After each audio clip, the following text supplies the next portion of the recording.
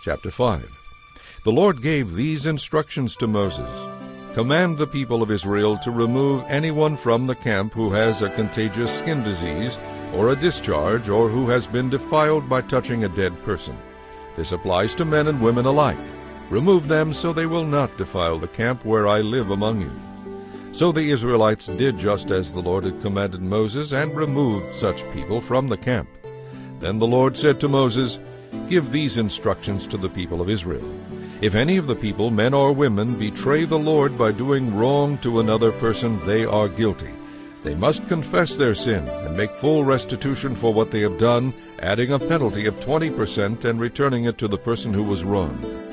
But if the person who was wronged is dead and there are no near relatives to whom restitution can be made, it belongs to the Lord and must be given to the priest, along with a ram for atonement. All the sacred gifts that the Israelites bring to a priest will belong to him. Each priest may keep the sacred donations that he receives. And the Lord said to Moses, Say to the people of Israel, Suppose a man's wife goes astray and is unfaithful to her husband. Suppose she sleeps with another man, but there is no witness, since she was not caught in the act. If her husband becomes jealous and suspicious of his wife, even if she has not defiled herself, the husband must bring his wife to the priest with an offering of 2 quarts of barley flour to be presented on her behalf. Do not mix it with olive oil or frankincense, for it is a jealousy offering, an offering of inquiry to find out if she is guilty. The priest must then present her before the Lord. He must take some holy water in a clay jar and mix it with dust from the tabernacle floor. When he has presented her before the Lord, he must unbind her hair and place the offering of inquiry, the jealousy offering, in her hands to determine whether or not her husband's suspicions are justified. The priest will stand before her, holding the jar of bitter water that brings a curse to those who are guilty. The priest will put the woman under oath and say to her, If no other man has slept with you, and you have not defiled yourself by being unfaithful, may you be immune from the effects of this bitter water that causes the curse.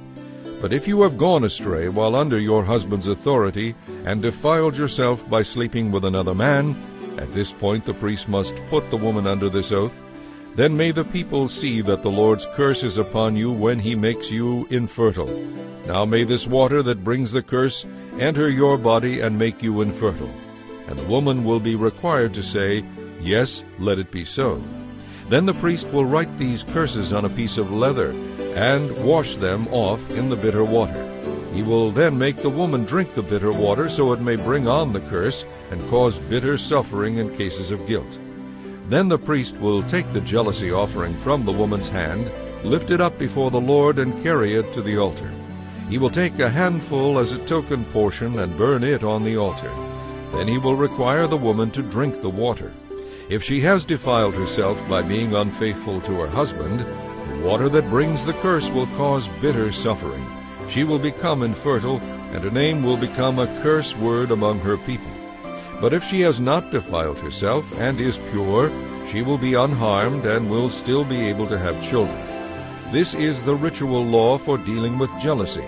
If a woman defiles herself by being unfaithful to her husband, or if a man is overcome with jealousy and suspicion that his wife has been unfaithful, the husband must present his wife before the Lord, and the priest will apply this entire ritual law to her. The husband will be innocent of any guilt in this matter, but his wife will be held accountable for her sin.